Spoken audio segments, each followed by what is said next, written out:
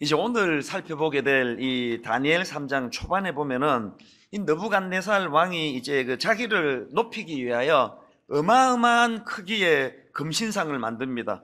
그리고는 그 금신상에 강제로 절하도록 하는 그런 명령을 내리는 내용이 나오는데요. 근데 여기서 지금 성경이 그것을 이제 표현하고 있는 그 내용의 흐름을 한번 가만히 보십시오. 자, 먼저 3장 1절. 느부갓네살 왕이 금으로 신상을 만들었으니 높이는 60규빗이요 너비는 6규빗이라 그것을 바벨론 지방의 두라 평지에 세웠더라. 먼저 저는 이 1절에서 이 느부갓네살 왕의 이런 행동이 잘 이해가 안 되는 게 바로 앞 이제 2장 그 끝부분에 보면은 이제 그 다니엘의 꿈 해석 그 내용도 가르쳐 주지 않았는데 그 자기가 꾼 꿈의 내용과 그리고 또 그 내용의 해석을 하면서 다니엘이 어제 살펴봤지 않습니까? 이런 지혜를 주신 분이 하나님이시라는 걸 계속 강조하면서 그렇게 꿈풀이를 하니까 우리로 말하면은 이 불신자 느부갓네살이 은혜를 받은 거예요. 그래서 바로 그 앞에 2장 47절에 보니까 왕이 대답하여 다니엘에게 이르되 너희 하나님은 참으로 모든 신들의 신이시요 모든 왕의 주제시로다. 내가 능히 이 은밀한 것을 나타내었으니 내 하나님은 또 은밀한 것을 나타내시는 이시로다. 이게 얼마나 놀라운 고백입니까? 새생명 축제에 안 믿는 지인을 초청을 했더니 막 이제 예배 시간에 막 눈물을 막 흘리고 이런 일들이 종종 있거든요. 그러면 그분이 지금 하나님이 누군지도 모르겠고 뭐 아무것도 모르지만 그리고 또 어떤 분은 그런 얘기도 해요. 자기가 또 왜 울었는지도 모른대요. 근데 딱 들어왔는데 찬양을 들으면서부터 이렇게 눈물이 펑펑 쏟아지는 이런 은혜를 경험한단 말입니다. 느부갓네살이 지금 그런 상황이에요. 그 놀라운 여호와 하나님의 일하심을 다니엘로부터 전해 듣고는 너희 하나님은 참으로 모든 신들의 신이시요 모든 왕의 주제시로다. 어떻게 이런 은밀한 거 내가 가르쳐 주지도 않은 그 꿈의 내용을 가지고 이렇게 해석을 할 수 있는 신이 어디 있느냐고 그렇게 놀라운 고백을 한 게 바로 지금 앞장의 끝부분에 나오는 내용이에요. 그랬던 느부갓네살이 아니 3장 1절로 와가지고 금신상을 만들고 근데 여러분 지금 이 느부갓네살의 이 이런 모순된 모습을 제가 왜 관심을 가지는가 하니까요, 현실적으로 교회 안에서 저는요 이런 느부갓네살과 같은 모순된 모습을 종종 보기 때문이에요. 가끔 가다가 그 연예인들이 막 드라마틱한 변화를 경험했다고 막 간정 집회를 하고 은혜를 막 그냥 선포하고 그랬는데 좀 있다가 보면은 전혀 다른 모습을 보여주는 이런 일이 가끔씩 있지 않습니까? 그럴 수 있는 게 우리 인간이요 믿는 우리들의 모습이기 때문에 이런 그 태도가 돌변한 느부갓네살의 모습이 굉장히 저에게는 흥미롭게 보여진다는 겁니다. 그래서 오늘 이제 이런 부분을 좀 살펴보려고 하는데요. 제가 이제 이런 관점으로 본문을 살펴보니까 그 느부갓네살이 그렇게 바로 앞장 2장 끝부분에서 하나님을 그렇게 인정하고 또 찬양, 우리로 말하면 그렇게 찬양하고 영광을 돌리던 느부갓네살이 어떻게 그 금신상을 만들고 막 자기한테 절하고 이런 태도로 또 돌변할 수 있었나? 그거를 보니까요, 느부갓네살이 금신상을 만든 이유 두 가지를 제가 발견을 했는데요. 첫 번째, 이런 어처구니 없는 일을 저지른 이유가 뭐냐? 첫째로는요, 잘 들으셔야 됩니다. 은혜의 감격을 경험하고도 잘 변하지 않는 두 가지 성품이 있다는 거예요. 우리 모두에게 은혜를 받아도 잘 변하지 않는 두 가지 성품 때문에 느부갓네살이 그런 짓을 저질렀는데 그 두 가지 성품 중에 첫 번째가 뭔지 아십니까? 교만과 자기 과시예요. 제가 조금 전에 말씀드렸듯이 제가 읽어드릴 때에 성경이 지금 이 사건을 열거하는데 뭘 좀 방점을 두고 열거하는지 한번 느껴보십시오. 먼저 3장 1절. 느부갓네살 왕이 금으로 신상을 만들었더니 높이는 60규빗이요 너비는 6규빗이라 그것을 바벨론 지방의 두라 평지에 세웠더라. 이 60규빗을 미터로 환산하면은 대략 한 27m 정도가 된다는데요. 이걸 어느 교육자가 저한테 그림을 보내왔어요. 이 파일을. 그걸 열어보니까 이 60규빗이 이게 뭘 말하는지가 확 눈에 들어오더라고요. 지금 그 서울의 그 롯데 빌딩인가 그거 100층이 넘는 그 빌딩이 분당에서도 보이잖아요. 그걸 느끼시면 돼요. 어마어마한 금신상을 세웠다고 그 지금 크기를 여기다 기록을 했고요. 그런가 하면 2절도 지금 뭘 강조하는지 한번 보세요. 느부갓네살 왕이 사람을 보내어 총독과 수령과 행정관과 모사와 재무관과 재판관과 법률사와 각 지방 모든 관원을 느부갓네살 왕이 세운 신상의 낙성식에 참석하게 하며 그냥 한 줄로 많은 사람을 초청했다 그러면 되는데 수령과 총독과 행정관과 이걸 계속 열거하는 의도가 뭘까요? 그 다음 5절에도 보세요.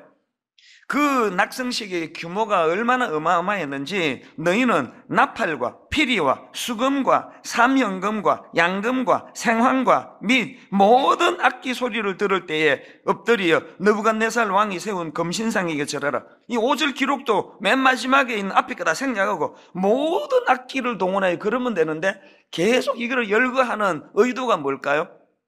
지금 느부갓네살이 만든 금신상의 규모를 밝히는 거나 또 초청한 사람들을 막 계속 열거하는 거나 그 동원된 악기를 지금 계속 열거하는 거나 이것들이 지금 뭘 강조하는 거예요? 규모를 강조하는 규모. 그 규모를 강조함으로 느부갓네살의 어떤 점을 지금 부각시키고 싶은가 생각해 보니까요. 자기 과시예요, 자기 과시. 이 금신상을 통해서 낙성식을 통해서 그리고 그 순서를 통해서 느부갓네살이 원하는 것 노리는 것은 자기 과시예요. 제가 이런 느부갓네살의 모습을 보면서 새삼 느끼는 게요, 이 현실적으로 목회 현장에서 발견하는 그렇게 은혜를 받고 목사가 되고 장로가 되고 권사가 되고 오죽 은혜를 받았으면 그 신학교 가고 그랬겠습니까? 그러나 어찌할 수 없는 저를 위시해서 대화 속에서 얼핏 부인할 수 없는 그 자기 과시, 이걸 묻어나는 거를 참 이거를 가슴 아프게, 그러면서도 어쩔 수 없이 그렇게 은혜를 받아도 잘 없어지지 않는 게 교만과 그 교만에서 나오는 자기 과시라는 거예요.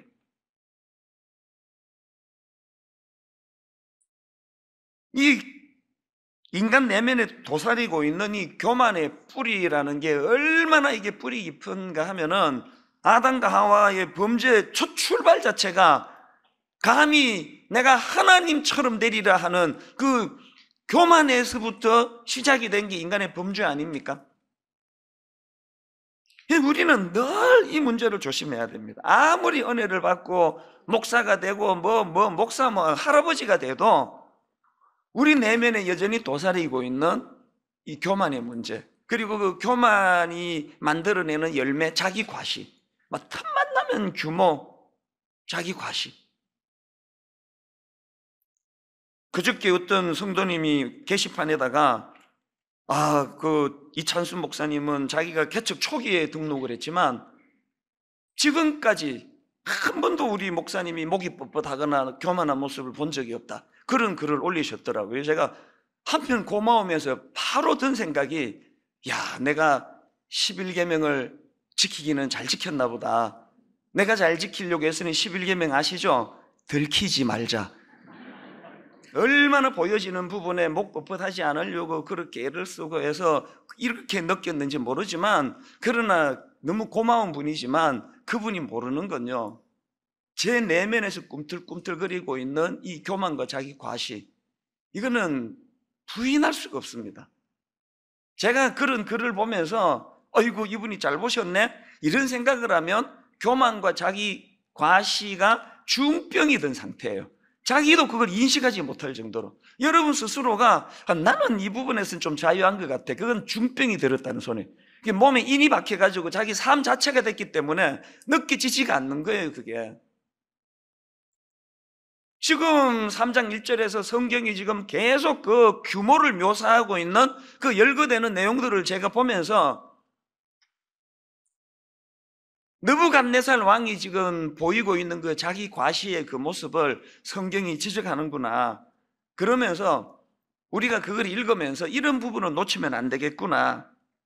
그래서 저는 아침마다, 저녁마다 하나님 앞에 분당 우리 교회가 세계적인 교회가 되게 해달라고 이찬수 목사를 쓰시되 한국교회를 대표하는 목사가 되게 해달라, 그런 기도는 엄두가 안 나서 못합니다.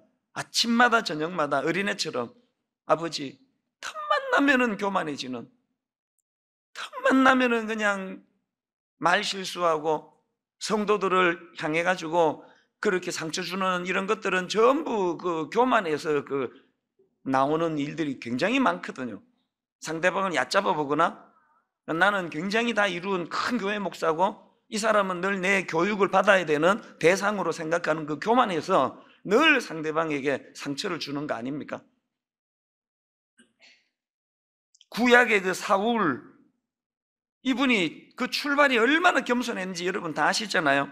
사무엘상 9장 21절에 보니까 사울이 대답하여 이르되 나는 이스라엘 지파의 가장 작은 지파 베냐민 사람이 아니니까, 또 나의 가족은 베냐민 지파 모든 가족 중에 가장 미약하지 아니하니까 당신이 어찌하여 내게 이같이 말씀하시니까. 이렇게 첫 출발이 이 겸손 그 자체로 시작한 인물이 사울 아닙니까? 그리고 이런 출발부터 겸손했던 사울에게 하나님이 얼마나 많은 은혜를 베풀어 주십니까? 그러니까 우리 생각에 원래부터 겸손했던 사울에게 이렇게 큰 은혜가 부어졌으니까 그 겸손이 얼마나 그 하나님을 향한 그런 겸손한 종의 모습으로 드러났을까 싶은데요, 우리가 알고 있는 결과는 다 아시잖아요. 완전히 다른 모습이에요. 사무엘상 15장에 보면은 사울 왕이 아말렉과의 전투에서 승리한 후에 뭘 세웠는가 보니까 사무엘상 15장 12절, 사무엘이 사울을 만나려고 아침에 일찍 일어났더니 어떤 사람이 사무엘에게 말하여 이르되 사울이 갈멜에 이르러 뭘 세웁니까? 자기를 위하여 기념비를 세우고. 이게 진짜 이해가 안 되는 게요, 그 사무엘상 15장 초반에 보면은 그 전쟁은 전적으로 하나님이 명하시고 하나님이 주관하시는 전쟁이에요. 모든 전쟁이 다 그렇지만 이 15장에는 그걸 더 강조를 합니다. 그러면 그 전쟁에서 승리를 하면은 사울 왕이 누구를 위한 기념비를 세워야 됩니까? 하나님을 위한 기념비를 세워야 되는 거 아닙니까? 그런데 자기를 위하여 기념비를 세우고, 아니 그렇게 겸손하게 시작을 했고 그렇게 겸손한 그에게 은혜가 덧입혀졌는데 시간 지나니까 없던 교만이 생겨가지고 자기를 위한 기념비를 세우고, 이게 지금 자기를 위한 금신상을 세우는 느부갓네살하고 똑같은 양상 아닙니까?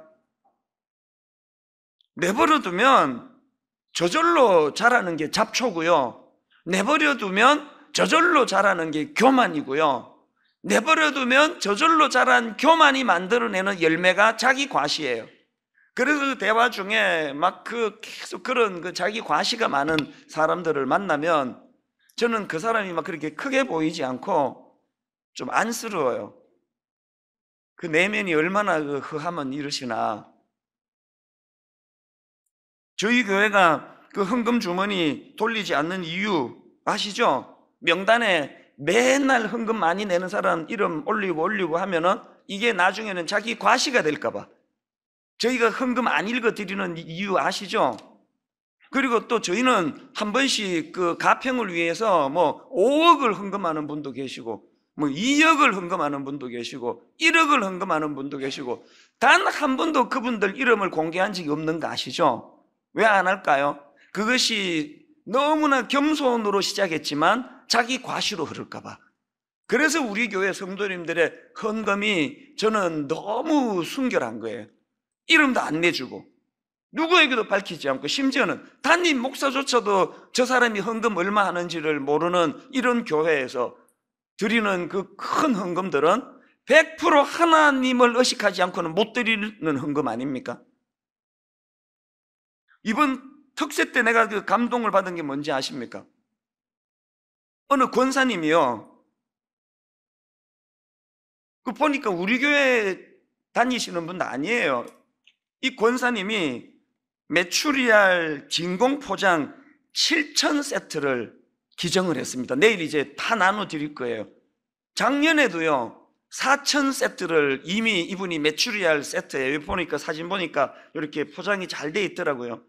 그거를 4,000개를, 우리 교회 다니시지도 않는 분인데 4,000개를 여러분에게 작년에 다 나눠 드렸는데 제가 한마디 언급도 안 했잖아요.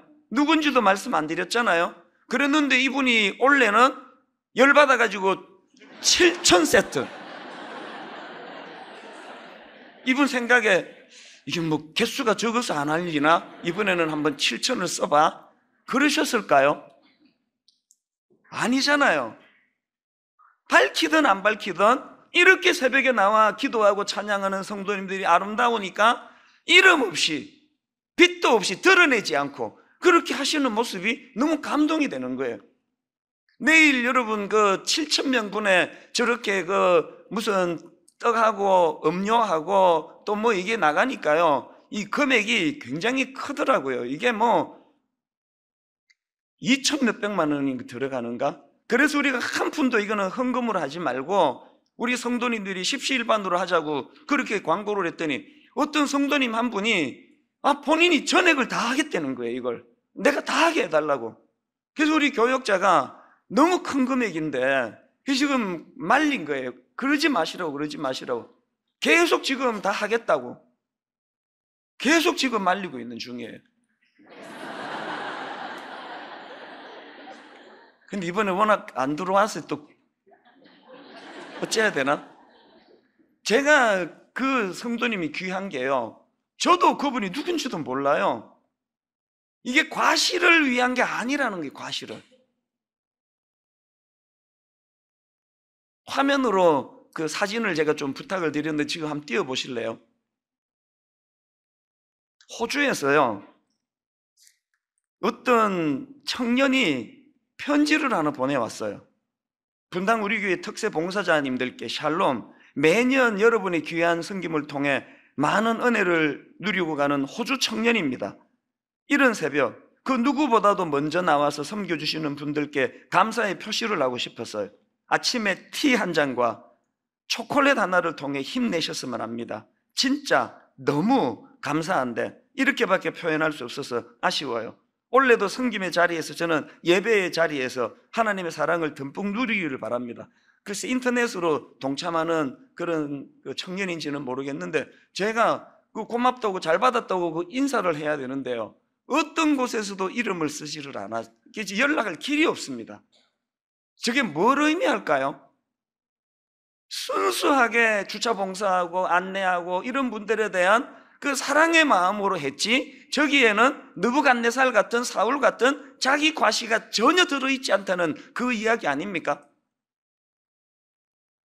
제가 그 이야기를 쭉 보고를 받고 너무 고맙게 생각을 하다가 이 설교를 준비하는데 이 세 분의 케이스가 마음이 계속 들어오는 거예요. 첫날 말씀드렸죠. 우리는요 그냥 어마어마한 뭐를 희생하고 결단하고가 아니고요, 작은 성취감이 필요해요.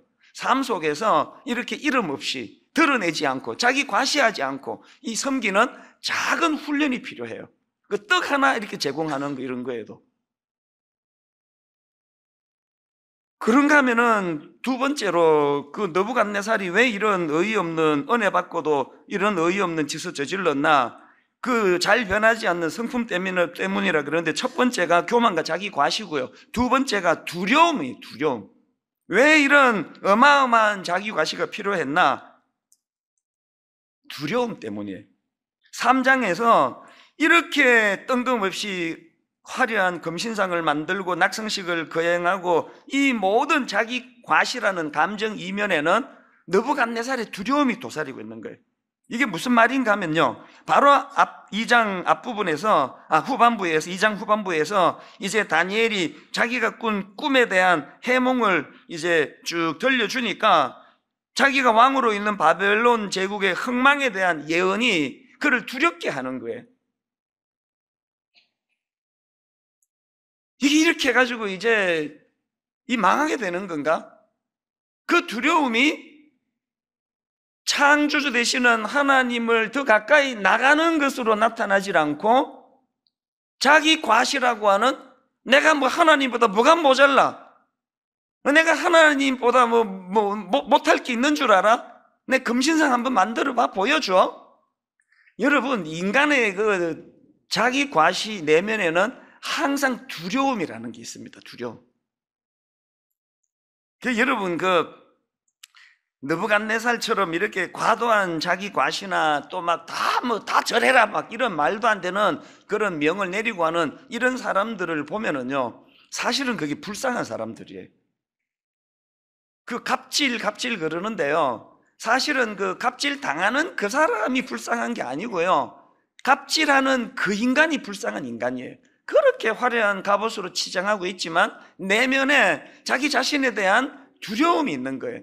자기 자신을 인정할 수 없고 신뢰할 수 없으니까 점점 그렇게 억압하는 것으로, 갑질하는 것으로, 그런 형태로 드러나는 거 아닙니까? 그러니까 누가 여러분한테 그렇게 갑질하면은 거기에 막 열받아가지고 반응할 필요 없이 속으로 혀 차시면 돼. 불쌍한 것. 얼마나 내면이 허하면 저런 짓을 할까? 그러고 넘어가시면 돼요. 지나치게 그 자기 자랑이 많은 그런 사람들을 만나도 그걸 갖고 저 집사는 교만하다 그러고 그냥 입만 떼면 그냥 자기 자식들 자랑한다 그러고 막 그러는 그 사람도 내면이 허한 사람이에요. 그렇게 자기 자랑이 많은 그 사람은 불쌍히 보는 거예요. 그 내면이 허하시구나. 내면에 뭐 두려움이 있나? 하게 내버려 두세요. 앞에서 제가 사울 왕이 전쟁에서 이기고 자기를 위한 기념비를 세우는 허세를 부렸다고 말씀을 드리지 않았습니까? 그 근원적인 그 심층적인 내면의 뿌리는 역시 두려움에서 나오는 거예요. 두려움. 어떤 두려움입니까? 여러분 다 아시죠? 죽을 때까지 사울이 그 어린 다윗을 견제하고 그 왕다운 그 체면 이런 거 없이 그냥 비열한 짓을 저질렀는데요. 그게 왜 그렇게 나왔을까요? 왜 그 어린애를 갖다가 자기는 권력을 다 갖고 있는 왕인데, 제가 분당 우리 교회 담임 목사로서 그 우리 교회 그 20몇 살짜리 교육 전도사를 내가 계속 견제하고 뭐 막 어디 못 세우게 하고 뭐 설교만 안 시키고 저 나보다 설교 더 잘한다고 그래서, 그러면 그 내가 얼마나 비참한 거예요. 그게 사울이 왜 그 다윗을 그렇게 지배하게 견제했는지 아세요?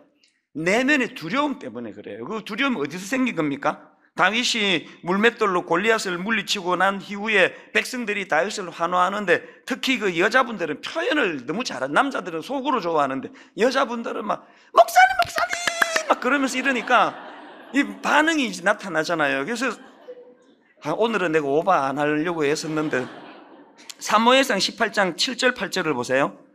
다윗에 대하여 환호하는데요, 여인들이 뛰놀며 노래하여 이르되 사울이 죽인 자는 천천히요 다윗은 만만히로다 한지라. 사울이 그 말에 불쾌하여 심히 노하여 이르되 다윗에게는 만만을 돌리고 내게는 천천만 돌리니 그가 더 얻을 것이 나라 말고 무엇이냐 하고, 그날 후로 사울이 다윗을 주목하였더라. 다윗 내면에 두려움이 있는 거예요. 무슨 두려움? 백성들로부터 사랑받지 못할 것 같은, 백성들로부터 왕으로서 인정을 받기 어렵다고 하는 그런 내면의 두려움이 있으니까 기념비를 세우는 거예요.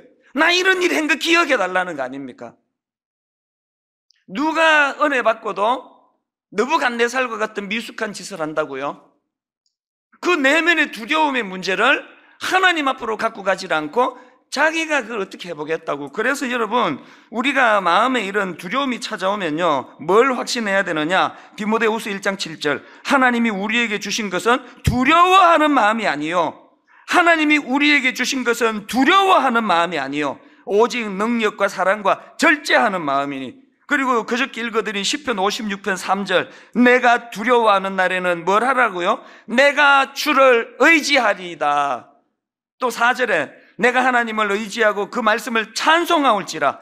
내가 하나님을 의지하였은즉 두려워하지 아니하리니. 오늘 여러분 내면에 두려움이 있다면 두 갈래 앞에 지금 교차로 앞에 서 있는 거예요. 느부갓네살 길로 가서 자기 과시로 빠지거나 다윗처럼 또 바울처럼 신앙의 많은 인물들처럼 그 두려움의 문제를 또 오늘 본문의 주인공 다니엘처럼 본문의 주인공이 아니라 지금 살펴보고 있는 내가 하나님을 의지하였은즉 두려워하지 아니하리니 하나님을 의지했더니 두려움이 사라지네 이런 걸 소소하게 삶 속에서 많이 경험하게 되는 저와 여러분 되시기를 바랍니다. 이게 첫 번째 이유였고요. 그런가 하면 이제 큰 두 번째로 하나님을 인정했던 느부갓네살이 금신상을 만든 두 번째 이유가 있습니다. 뭐냐? 문제를 자기 힘으로 풀려는 태도 때문이에요. 은혜 받고도 왜 우리는 자꾸 느부갓네살과 같은 미숙한 짓을 하느냐? 여전히 문제를 자기 힘으로 풀려는 느부갓네살 같은 태도 때문이에요. 앞장인 2장에서 다니엘이 풀어준 꿈 해석은요, 지금도 학자들 사이에 논란이 일어날 정도로 신학적으로 엄청 어려운 이야기예요. 그런데 여러분 그 불신자로 해당되는 요즘으로 치면 그 이방인 느부갓네살이 그 심오한 꿈풀이의 뜻을 어떻게 다 알았겠습니까만, 그러나 상식적으로 느부갓네살이 다니엘의 꿈풀이를 통해 두 가지는 알았을 거 아닙니까? 집에 가서 그 2장 끝부분의 꿈 내용을 한번 살펴보세요. 적어도 두 가지 사실은 분명히 알았을 거예요. 자기가 알게 된 첫 번째 꿈풀이를 통해 알게 된 느부갓네살의 깨달음 첫째가 뭐예요? 아무리 강해 보이는 제국이랄지라도 영원히 지속되지 않는다. 이거는 자기가 알게 된 거 아닙니까? 그리고 더 중요한 그 두 번째 깨달음이 뭐였을까요? 눈에 보이는 이 세상의 모든 제국들은 사실은 하나님이 다스리시고 하나님이 통치하신다는 사실, 이 사실에 대한 깨달음이 있으니까 하나님을 찬양한 거 아닙니까? 근데 왜 하나님이 통치하시고 아무리 강해 보이는 제국이랄지라도 영원하지 않다는 것, 하나님이 주권자가 되신다는 걸 알고 깨닫고 그것을 시인하고 찬양했음에도 불구하고 왜 3장 1절에 와가지고 금신상을 왜 또 만드는 겁니까? 여러분 그 3장 1절을 다시 한번 보세요. 여기에요, 느부갓네살 왕이 금으로 신상을 만들었으니 하는 이 말씀하고 대조되는 말씀이 바로 그 앞에 나오는 2장 끝부분에 다니엘의 꿈 해몽 내용과 이게 대조가 됩니다. 자 보십시오.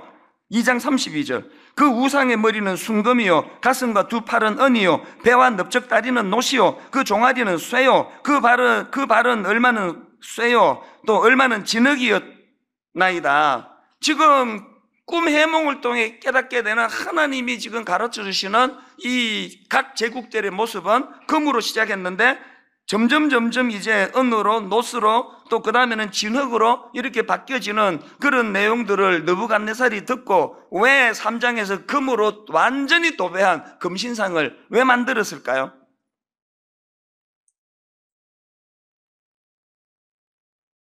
머리가 금으로 시작해서 진흙으로 끝나버리는 점점 더 부실해지는 그 해몽을 듣고 자기가 다스리고 있는 이 바벨론도 그렇게 될 것이라는 그 이야기를, 그 예언을 듣고 자기가 나선 거 아닙니까?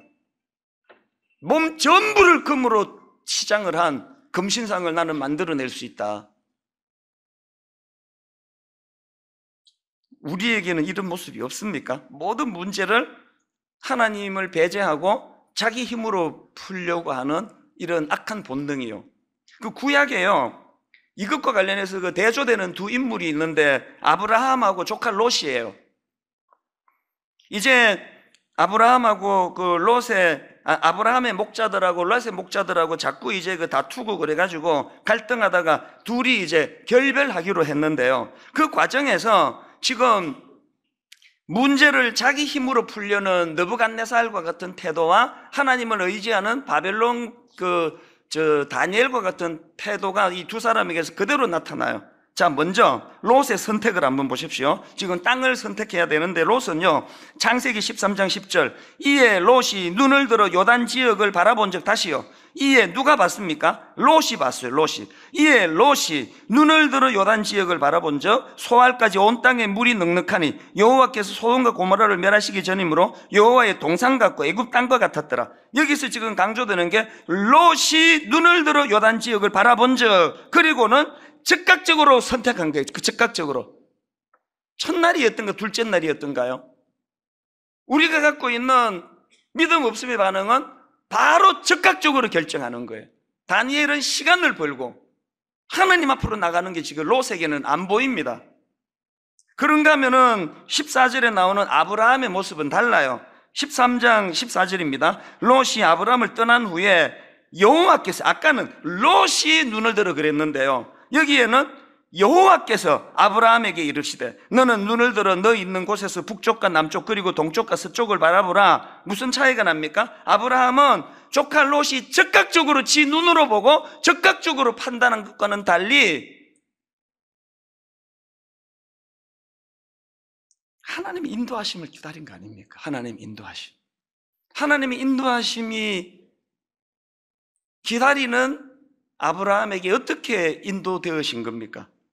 여호와께서 아브라함에게 이르시되 너는 눈을 들어 너 있는 곳에서 남쪽과 북쪽 그리고 동쪽과 서쪽을 바라보라.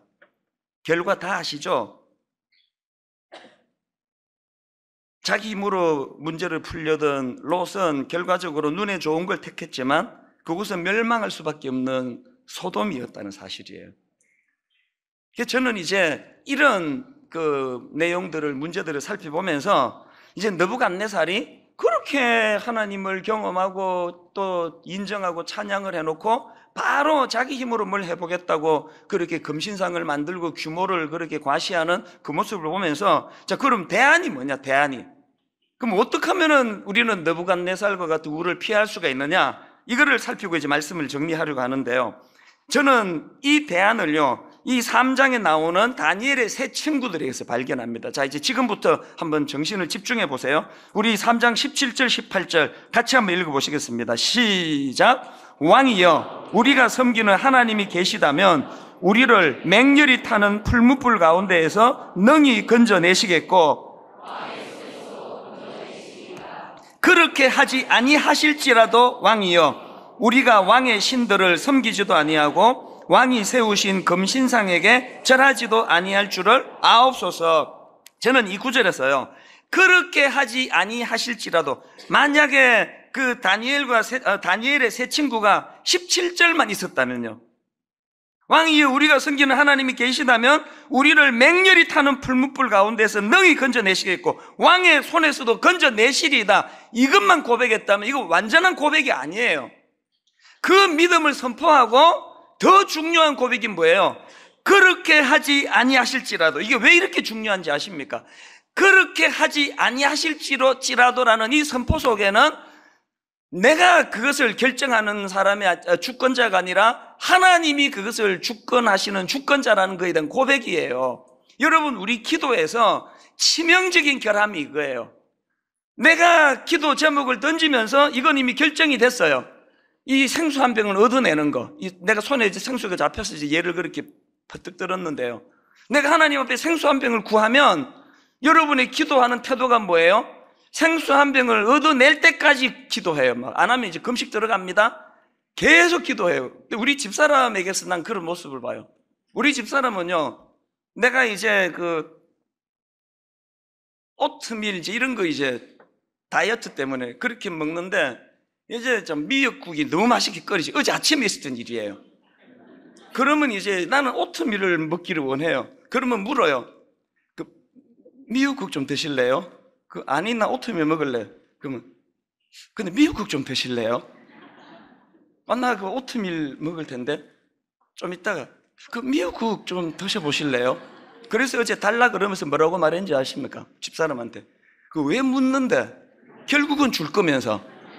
이 사람은 결국은 미역국을 달라고 말할 때까지 물어요. 이게 딱 기도하는 우리의 태도 아닙니까? 이미 미역국 주기로 된 거는 태초에 이미 섭리가 돼 있고, 이 무지몽매한 남편이 그걸 거절하니까 예스라고 할 때까지 계속 물어가지고 결국은 미역국을 내므로 말미암아 절차는 굉장히 민주적으로 남편의 그 의사를 자기가 존중해서 이렇게 미역을 냈지만 결국은 먹지 않을 수 없는 그 구도를 만드는 게 우리의 기도라니까요. 여러분의 기도에 그리 아니하실지라도가 빠지면요, 딱 그 꼴이에요. 하나님은 여러분의 덜러리밖에 더 됩니까?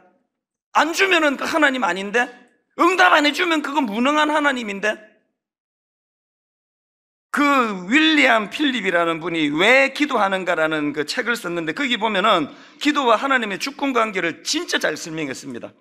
우리 그리스도인들의 잘못된 기도관을 딱 한마디로 이렇게 표현합니다.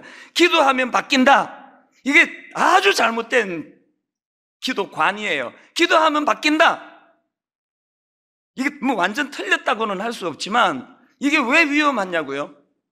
하나님의 선택권, 하나님의 주권을 방치한 거 아닙니까? 그래서 그 책에 보면은요, 기도하면 바뀐다라는 인식에서 기도는 하나님의 생각을 따라 생각하는 것이다라고 기도에 대한 인식이 바뀌어질 때 온전한 기도가 돼요. 다시요. 여러분, 기도하면 바뀐다라는 이거 굉장히 중요한 믿음이에요. 그럼에도 불구하고 한 단계 더 높은 기도에 대한 인식으로 바뀌어야 돼요. 어떻게 해요? 기도하면 바뀐다 해서 기도는 하나님의 생각을 따라 생각하는 것으로 바뀌는 도구라는 거라는 거예요. 기도해도 안 바뀐다는 그 1단계 그 불신에서부터 기도하면 바뀐다는 2단계로 넘어가는 건 좋은 일이지만 여기에서 기도는 하나님의 생각을 따라 생각하는 것으로 이 기도의 인식이 바뀌어져야 돼. 이게 오늘 본문에서 새 친구가 말하는 그리 아니하실지라도예요. 결론을 맺으면서요, 여러분, 사도 바울이 자기가 인식하는 기도가 기도하면 바뀐다였다면 그 자기가 그 가시의 문제를 놓고 3번이나 간절히 하나님께 구하는데 냉정하게 기도를 응답하지 않는 하나님에 대해서 엄청 시험에 빠졌을 거예요.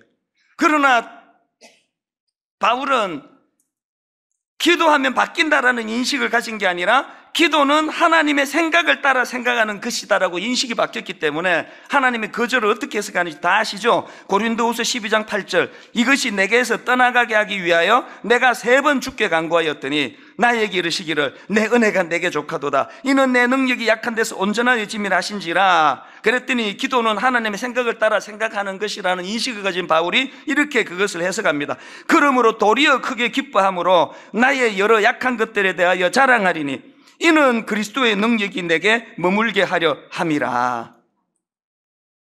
결론을 이렇게 맺습니다. 여러분, 우리가 은혜 받고도 느부갓네살처럼 그런 미숙한 자리에 빠지지 않으려면 이제 교만과 자기 과시 그리고 두려움이라는 감정을 하나님께 가져가시고요, 그런가 하면은 문제를 자기 힘으로 풀려는 태도를 내려놓고 하나님의 주권을 인정하는 거예요. 그렇게 하지 아니하실지라도.